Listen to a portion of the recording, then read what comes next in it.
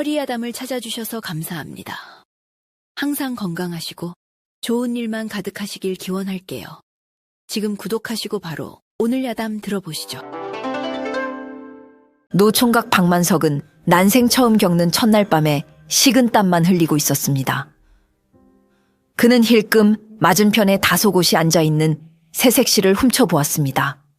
그림 속 선녀가 살아나온 듯한 모습에 만석은 자신이 꿈을 꾸고 있는 건가 싶어 허벅지를 꼬집어 보았습니다. 저 색시. 만석이 용기를 내어 입을 열었지만 목소리는 모기처럼 기어들어 갔습니다. 그래, 내가 장가를 가긴 갔구나. 저런 고운 색시를 얻었으니 이제 죽어도 여한이 없다. 만석은 꿀꺽 마른 침을 삼켰습니다. 마을에서 제일 가는 겁쟁이요, 군뱅이요, 노총각이라 놀림받던 그에게 이런 복이 굴러 들어올 줄이야. 그는 주모가 일러준 대로 천천히 묘화의 옷고름을 향해 손을 뻗었습니다. 그의 떨리는 손끝이 묘화의 어깨에 닿으려던 바로 그 순간이었습니다. 천지를 뒤흔드는 포효와 함께 신방의 낡은 방문이 박살났습니다. 우지끈, 쾅, 나무 파편과 함께 집채만 한 호랑이가 방 안으로 뛰어들었습니다. 흐억, 호랑이다. 만석은 비명을 지르며 요강을 집어들어 머리에 뒤집어 쓰고 방구석으로 나뒹굴었습니다. 나는 죽었다. 첫날 밤에 호랑이 밥이 되는구나. 그는 눈을 질끈 감고 부들부들 떨었습니다. 그런데 이상한 일이었습니다. 끔찍한 고통 대신 또 다른 비명소리가 들려온 것입니다. 그것도 호랑이의 입에서 터져나온 비명이었습니다. 낑낑. 만석이 실눈을 떠보니 믿을 수 없는 광경이 펼쳐져 있었습니다. 천하의 맹수가 강아지처럼 낑낑대며 바닥을 뒹굴고 있었고 그 앞에는 방금 전까지 다소곳이 앉아있던 새색시 묘화가 서 있었습니다. 그녀의 손에는 놋그릇이 들려 있었는데 그릇은 살짝 찌그러져 있었습니다. 쯧쯧 이놈의 짐승이 하필이면 오늘 밤이냐. 눈치하고는. 묘화는 혀를 차며 호랑이에게 다가갔습니다. 호랑이는 뒷걸음질 치려 했지만 묘화는 눈 하나 깜짝 않고 호랑이의 정수리를 놋그릇으로 다시 한번 후려쳤습니다. 퍽!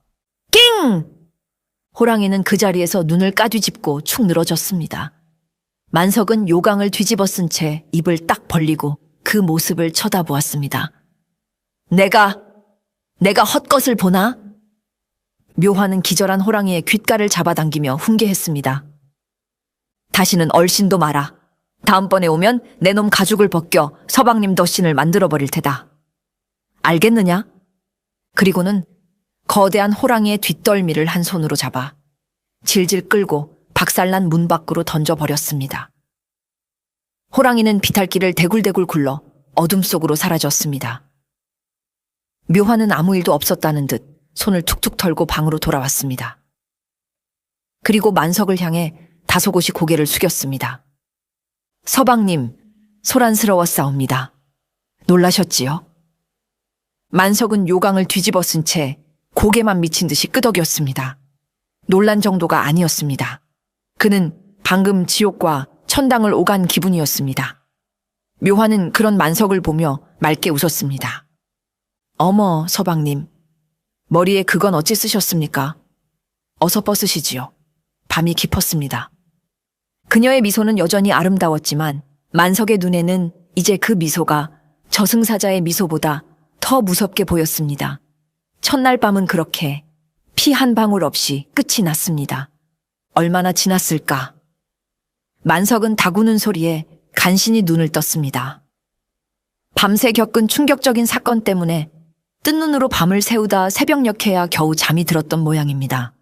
그는 몸을 일으키려다 머리에 쓴 요강 때문에 끙 소리를 냈습니다. 아이고 머리야.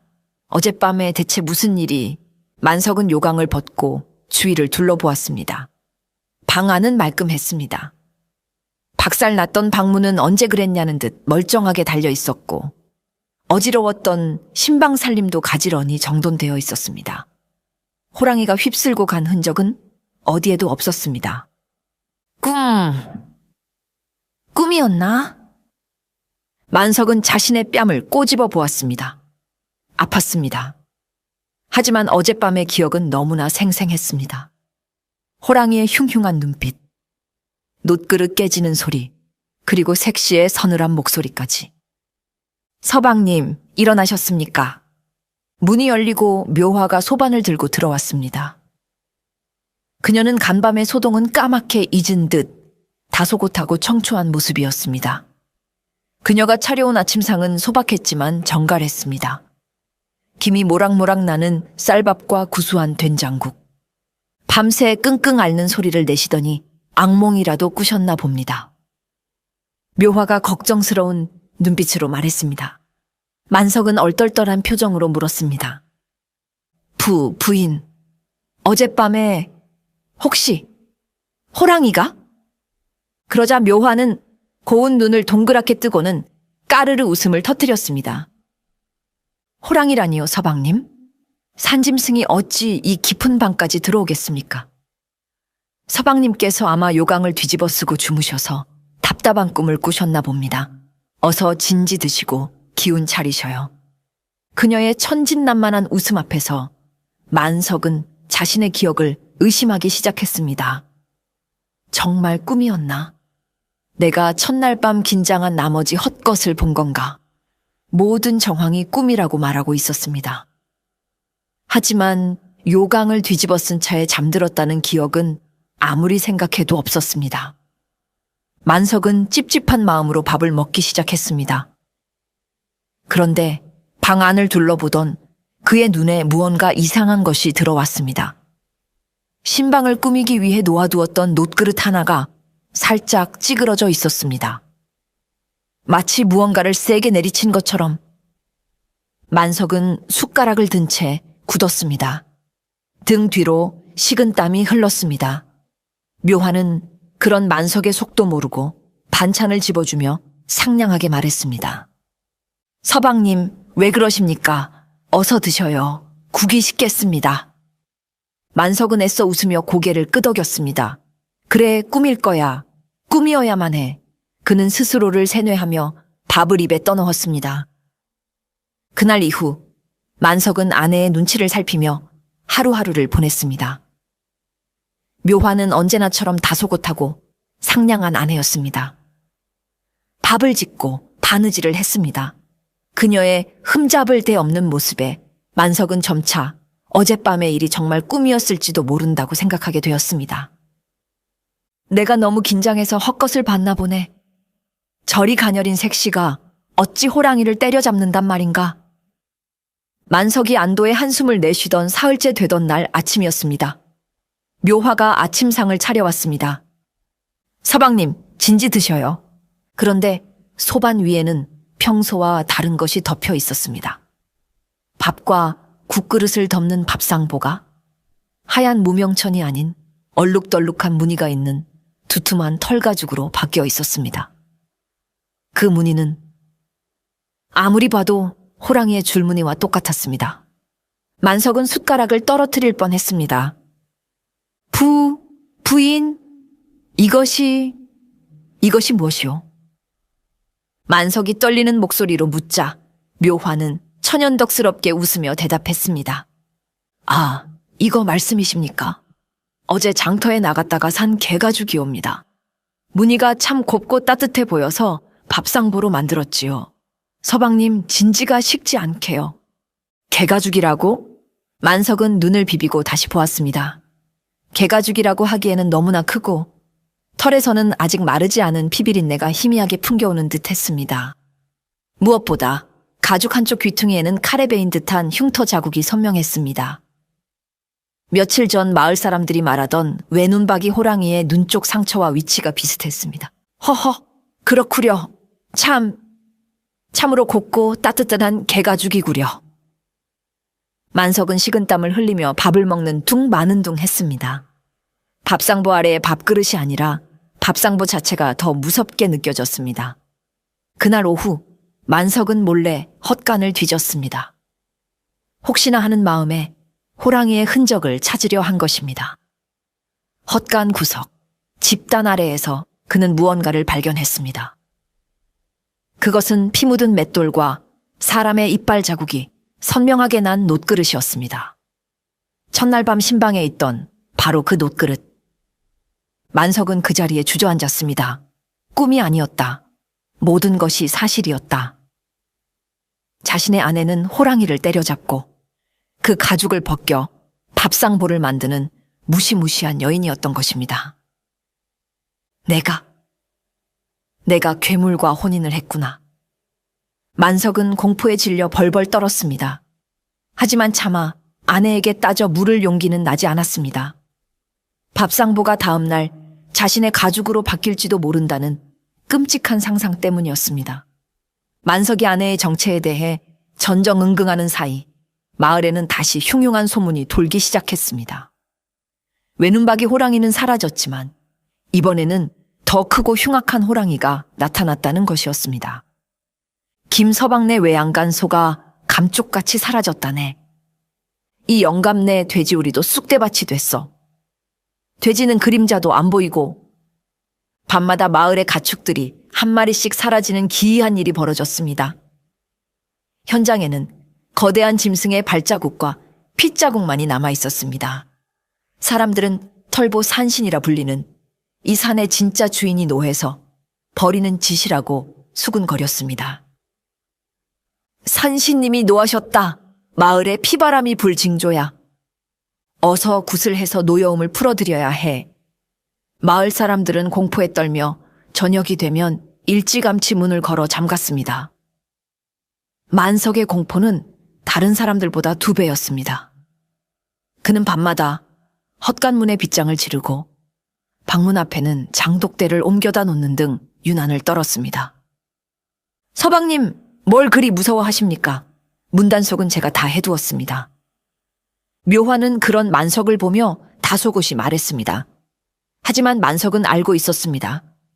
자신이 두려워하는 것은 문 밖의 호랑이가 아니라 바로 문 안의 아내라는 것을.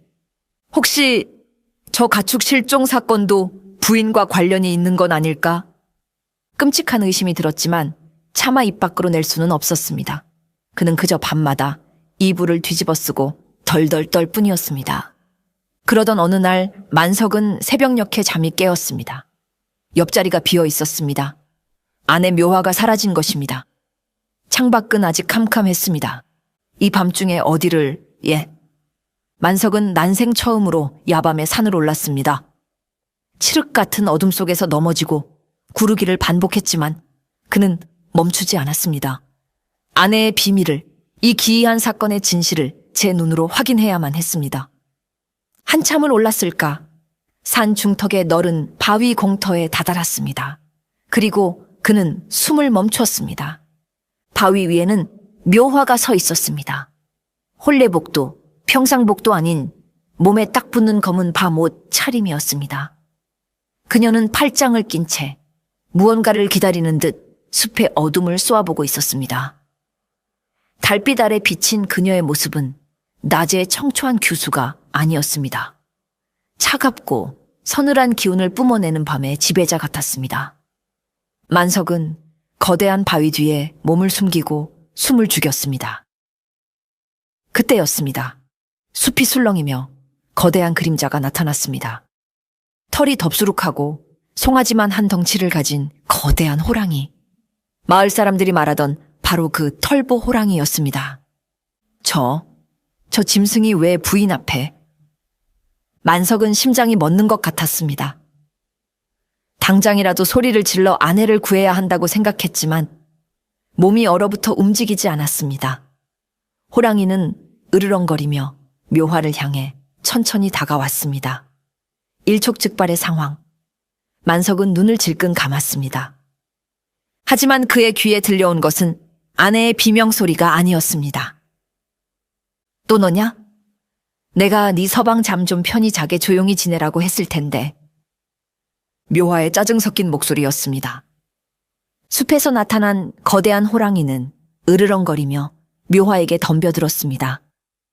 놈의 앞발이 묘화의 머리를 후려치려던 찰나였습니다. 만석은 오줌을 지리며 나무 뒤에 숨어 눈을 질끈 감았습니다. 이제 끝이다. 내 색시가 죽는구나. 하지만 들려온 것은 묘화의 차분한 목소리였습니다. 어허! 이놈의 버르장머리! 만석이 실눈을 뜨자 믿을 수 없는 광경이 펼쳐지고 있었습니다. 묘화가 호랑이의 거대한 앞발을 마치 강아지 발을 잡듯한 손으로 가볍게 막아내고 있었습니다. 그리고는 다른 손으로 호랑이의 콧등을 딱 하고 때렸습니다. 아프지도 않은 솜방망이로 어딜 내가 마을에 내려가 소란 피우지 말라 했거늘 감히 내 서방님 잠을 설치게 하느냐. 굶었으면 말을 할 것이지 왜 엄한 남의 집 소를 물어가. 묘화의 호통에 천하의 맹수가 낑낑거리며 뒷걸음질 쳤습니다. 묘화는 거기서 멈추지 않았습니다. 그녀는 호랑이의 굵은 꼬리를 낚아채더니 팽이처럼 빙빙 돌리기 시작했습니다. 휘잉! 거대한 호랑이가 공중에서 비명을 지르며 돌아갔습니다. 오늘은 맷집 좀 시험해 봐야겠다. 이리 오너라. 묘화는 호랑이를 바닥에 패대기 쳤습니다. 쿵 소리와 함께 땅이 울렸습니다. 천하의 맹수가 배를 보이며 발버둥 쳤습니다. 항복의 표시였습니다. 묘화는 호랑이의 배를 발로 툭툭 차며 말했습니다. 꼴에 산의 왕이라고 으스대기는 내 앞에서는 한낱 고양이에 불과한 것을. 그녀는 호랑이의 귓가에 대고 나지막이 속삭였습니다. 그 목소리는 만석에게까지 들리지 않았지만 서늘한 살기가 느껴졌습니다. 한 번만 더 내 눈에 띄면 그땐 내 놈의 쓸개를 빼어 서방님 보약으로 다려드릴 것이다. 알겠느냐?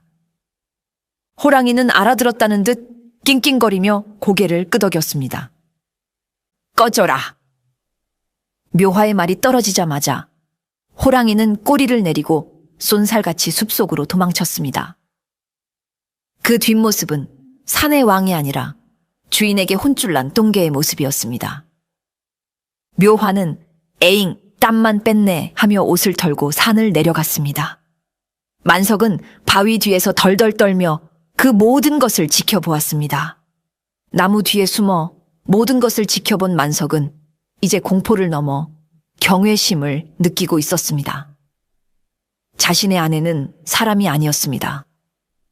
산의 맹수를 개 다루듯 부리는 존재. 그렇다면 필시 산신령이나 혹은 구미호 같은 요물임이 틀림없었습니다. 어쩐지 사람이 저리 고울 수가 없더라니 내가 신선과 혼인을 했구나. 만석의 머릿속은 복잡한 오해로 가득 찼습니다. 그는 아내가 무서웠지만 한편으로는 든든하기도 했습니다. 산신령이 아내라면 이제 호랑이 걱정은 안 해도 될 테니까요. 그날 이후 만석은 묘화를 부인이라 부르지 않고 마님 혹은 선녀님이라 부르며 극진히 모셨습니다. 마님 목마르시지요. 시원한 샘물을 떠왔나이다. 선녀님, 다리가 아프실 테니 제가 주물러 드리겠습니다. 묘화는 남편의 갑작스러운 변화에 어리둥절했습니다. 서방님, 왜 이러십니까? 제가 뭘 잘못했습니까? 아닙니다. 마님께서는 아무 잘못 없으십니다. 모든 것이 소인의 불찰입니다. 호랑이 소동이 계속되자 마침내 관에서 전문 사냥꾼인 김포수를 파견했습니다. 김포수는 화승총을 메고 몰입꾼 몇을 거느리고 위풍당당하게 마을에 나타났습니다. 그는 촌장의 집에서 융숭한 대접을 받다가 우연히 마당을 지나가는 묘화를 보게 되었습니다. 허, 저런 절세미인이 이런 산골에 살다니. 김포수는 묘화의 미모의 넋을 잃었습니다.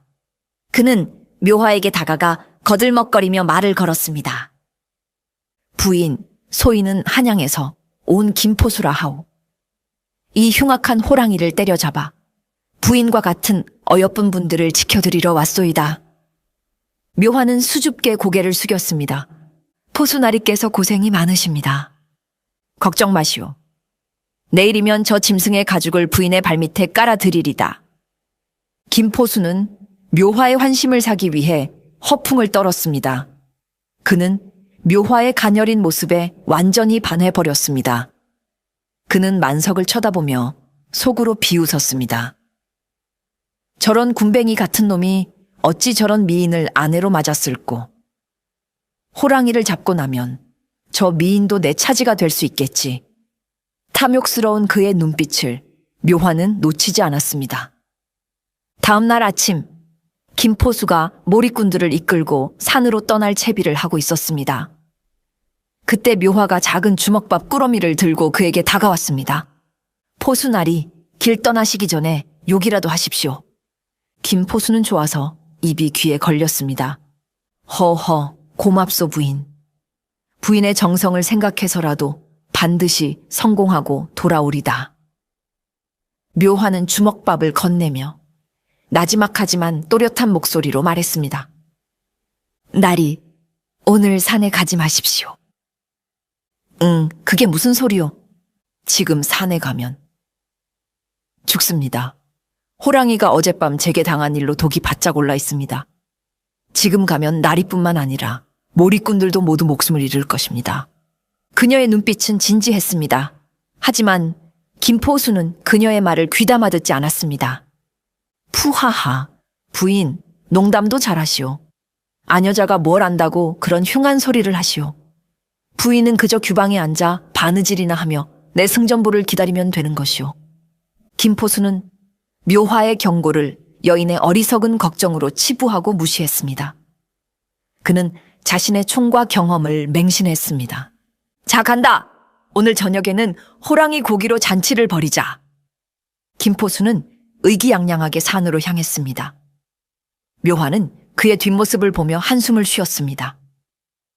어리석은 사람, 제 명을 재촉하는구나. 그녀는 집으로 돌아가 묵직한 부직갱이 하나를 골라 아궁이 옆에 세워두었습니다. 왠지 오늘 저녁에 쓸 일이 생길 것 같았기 때문입니다. 김포수와 몰입꾼들이 산 중턱에 이르렀을 때 숲은 기이할 정도로 고요했습니다. 새소리 하나 들리지 않는 정막 속에서 오직 눈 밟는 소리만이 바스락거렸습니다. 김포수는 등골이 오싹해짐을 느꼈지만 애써 태어난 척하며 화승총의 심지에 불을 붙였습니다. 겁먹지 마라. 놈은 짐승일 뿐이다. 내 총알 한 방이면. 그때였습니다. 크르르릉. 땅 밑에서부터 울려 퍼지는 듯한 낮은 진동이 그들의 발목을 타고 올라왔습니다. 몰입꾼들이 사색이 되어 주위를 두리번거릴 때 머리 위바위 절벽에서 거대한 그림자가 덮쳐왔습니다. 털보산신이었습니다. 놈은 묘화에게 당한 굴욕과 분노로 눈이 시뻘겋게 충혈되어 있었고 입괴는 하얀 거품을 물고 있었습니다. 독이 바짝 올랐다는 묘화의 말은 틀린 것이 아니었습니다. 쏴라! 쏴! 김포수가 고함을 지르며 방아쇠를 당겼습니다. 탕! 굉음과 함께 납탄이 호랑이의 어깨를 향해 날아갔습니다. 하지만 호랑이는 피하지 않았습니다. 총알은 놈의 두꺼운 가죽과 근육에 박히지도 못하고 튕겨나갔습니다. 산신의 가죽은 이미 쇠보다 단단하게 단련되어 있었습니다. 이럴 수가. 김포수가 경악하는 사이 호랑이는 바람처럼 몰입꾼들 사이를 헤집었습니다. 아! 살려줘! 비명소리가 숲을 메웠습니다. 호랑이의 앞발이 스칠 때마다 몰입꾼들은 추풍 낙엽처럼 날아갔습니다. 놈은 그들을 죽여서 먹으려는 것이 아니었습니다. 그저 찢고 부수고 짓밟으며 화풀이를 하고 있었습니다. 몰입꾼들의 창과 칼은 호랑이의 털끝 하나 건드리지 못하고 부러졌습니다. 순식간에 몰입꾼들은 전멸했습니다. 피투성이가 된 눈밭 위에 홀로 남은 김포수는 다리가 풀려 주저앉았습니다. 호랑이가 천천히 그에게 다가왔습니다. 놈의 입에서 뿜어져 나오는 비릿한 입김이 김포수의 얼굴을 덮쳤습니다. 힉! 김포수는 화승총을 내던지고 옆에 있던 늙은 소나무 위로 미친 듯이 기어 올라갔습니다. 체면이고 뭐고 살아야겠다는 생각뿐이었습니다. 호랑이는 나무 밑을 맴돌며 으르렁거렸습니다. 놈은 나무를 타고 올라오는 대신 몸으로 나무를 쿵쿵 들이받기 시작했습니다. 우지끈, 쩍, 아름드리 소나무가 비명을 지르며 흔들렸습니다. 김포수는 나뭇가지를 부여잡고 덜덜 떨며 울부짖었습니다. 사람 살려, 누구 없소, 제발 살려주시오. 마을 사람들은 산에서 들려오는 총소리와 비명소리에 귀를 막고 집 안에 숨었습니다. 아이고, 김포수도 당했나 보네. 산신이 노했어, 노했어. 촌장은 대문을 걸어 잠그며 탄식했습니다. 아무도 그들을 구하러 갈 엄두를 내지 못했습니다. 관아의 포수마저 당한 마당에 낫이나 몽둥이를 든 농부들이 가봤자 호랑이 밥이 될 뿐이라 생각했으니까요. 만석 역시 마루에 앉아 식은땀을 흘리고 있었습니다. 그때 멀리서 희미하게 김포수에 살려달라는 외침이 들려왔습니다. 만석의 양심이 그를 찔렀습니다. 비록 거만한 자였지만 사람을 죽게 내버려 둘 수는 없었습니다. 만석은 슬그머니 안방문을 열었습니다. 묘화는 평소와 다름없이 다소곳이 앉아 바느질을 하고 있었습니다.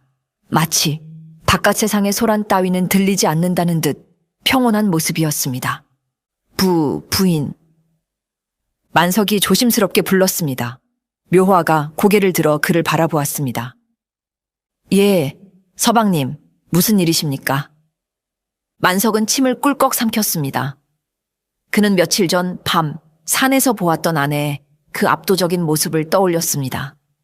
호랑이를 강아지 다루듯 하던 그 모습을 지금 이 사태를 해결할 수 있는 사람은 조선팔도에 오직 자신의 아내뿐이라는 것을 그는 알고 있었습니다.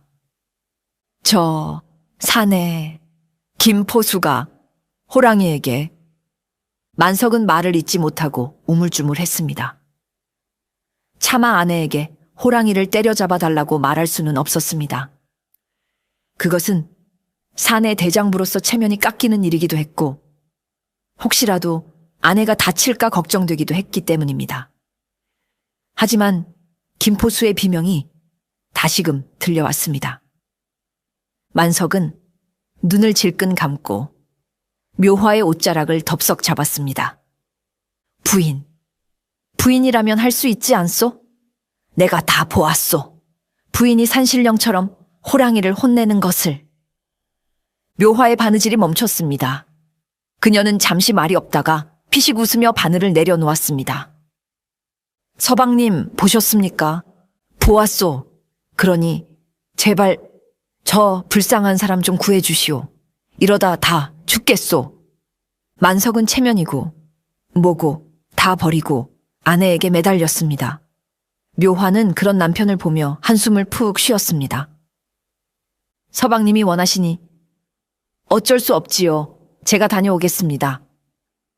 묘화는 자리에서 일어났습니다. 그녀는 장롱문을 열고 활동하기 편한 무명옷으로 갈아입으려다 시간이 없음을 깨닫고 그냥 치맛자락을 걷어 올려 허리춤에 단단히 동여맸습니다. 긴 머리는 비녀를 뽑아 질끈 묶었습니다. 그녀의 눈빛이 변했습니다. 다소곳하던 새색시의 눈빛은 사라지고 산신을 제압하던 장군의 눈빛이 돌아왔습니다. 서방님, 잠시 다녀오겠습니다. 저녁 밥상은 조금 늦어질 듯하니 누룽지라도 끓여 드시고 계십시오. 그녀의 말투는 시장에 콩나물 사러 가는 사람처럼 태연했습니다. 부인, 무기는 낫이라도 가져가야 하지 않겠소. 만석이 낫을 들고 나오자 묘화는 고개를 저었습니다. 그런 날카로운 것은 짐승 가죽 상하게 합니다. 호랑이 가죽은 벗겨서 서방님 겨울 덧신 해드려야지요. 묘화는 부엌으로 성큼성큼 걸어가더니 아궁이 옆에 세워져 있던 묵직한 무소에 부직갱이 하나를 집어 들었습니다. 시커멓게 그을린 숯을 뒤적일 때 쓰는 긴 쇠막대기였습니다. 이거면 충분합니다. 말 안 듣는 짐승에게는 몽둥이가 약이지요. 묘화는 부직갱이를 허공에 붕붕 휘둘러 보더니 만족스러운 듯 고개를 끄덕였습니다. 그럼 다녀오겠습니다. 그녀는 살인문을 나서 산을 향해 달리기 시작했습니다. 만석은 멀어지는 아내의 뒷모습을 보며 왠지 모를 든든함과 함께 묘한 소외감을 느꼈습니다. 내 마누라지만 정말 대단하구먼. 묘화의 발걸음은 바람보다 빨랐습니다.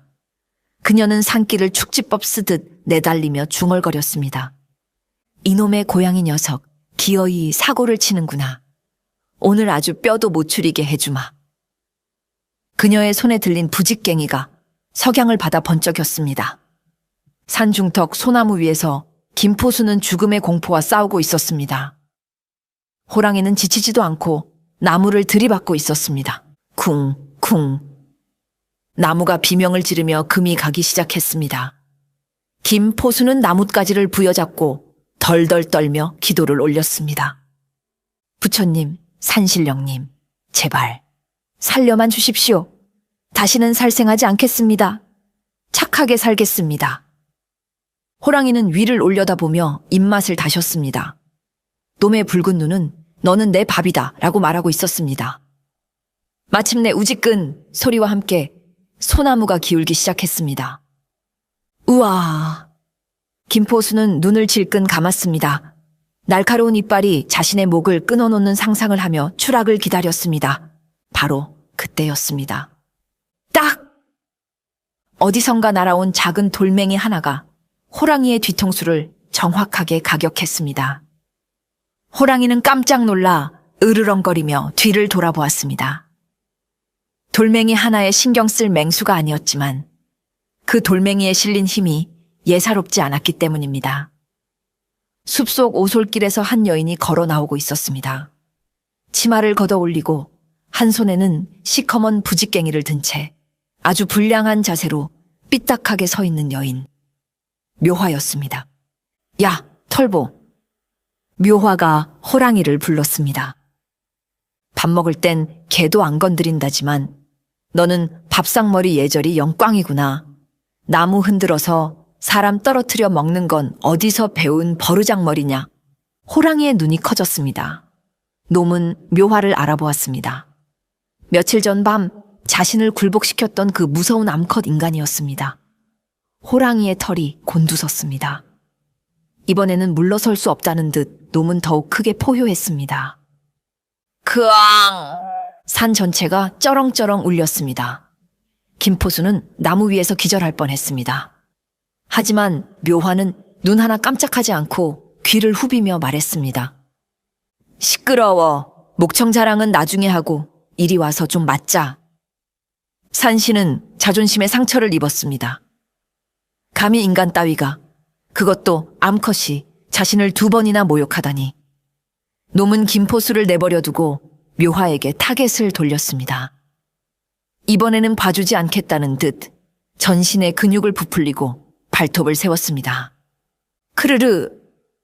호랑이가 땅을 박차고 묘화에게 달려들었습니다. 집채만한 덩어리가 포탄처럼 날아왔습니다. 보통 사람이라면 그 기세에 눌려 꼼짝도 못했을 것입니다. 하지만 묘화는 하품을 하며 부직갱이를 들어 올렸습니다. 말귀를 못 알아듣는 짐승은 역시 매가 약이지. 호랑이의 앞발이 묘화의 머리통을 날리려는 순간 묘화의 몸이 유령처럼 살짝 옆으로 비껴갔습니다. 그리고 그녀의 손에 들린 부직갱이가 호랑이의 엉덩이를 향해 춤을 추듯 날아갔습니다. 찰싹! 둔탁하면서도 찰진 소리가 숲을 울렸습니다. 깨갱! 호랑이가 공중에서 몸을 비틀며 비명을 질렀습니다.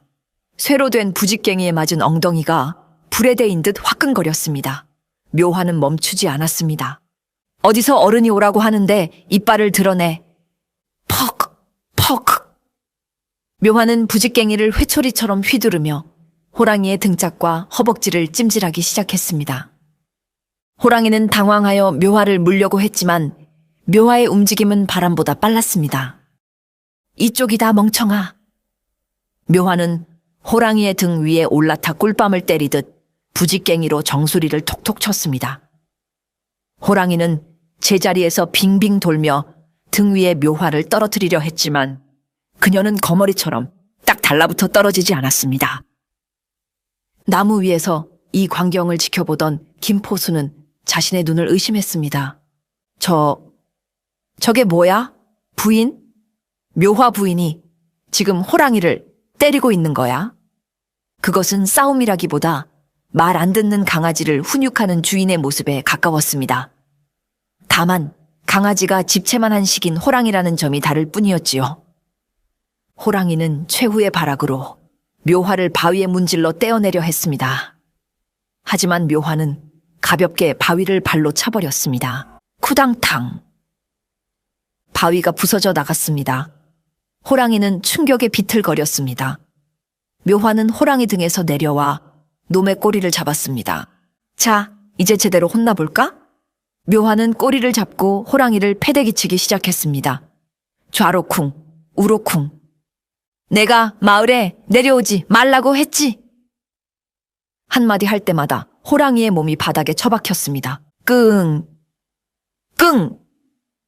천하의 산신이 앓는 소리를 냈습니다.